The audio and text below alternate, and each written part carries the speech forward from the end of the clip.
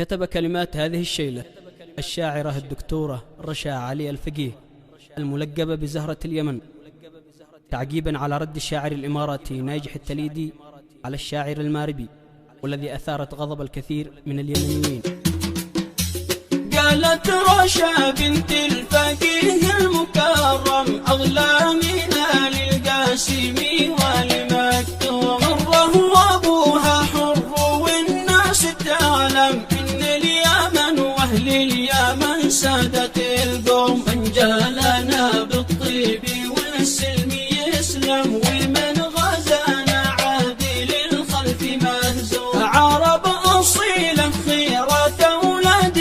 آدم، وإحنا سبا وأحفاد حمير وجرهم، يا ابن التليدي قدر الشعر وافهم مباني ناس بشلة الفرس والروم، خذ مريمك لك عننا لو تكرم، واقرط لسانك واترك العرب محشوم، ألفي من الغزلان مليون مريم مثل الأفاعي ريقها سم مسموم، لكن أنا مثلك جسدها محرم، حمام صنعة ما تدور على القوم، ما تعشق إلا كل فارس مخضرم، من ثوبها لو كان في الخبط مرجوم، فارس يصد الجن بالليل الأظلم، يكره وجود العطر مدمن على الثوم، بدوية مده والغرام المحرم، لو راسها يصبح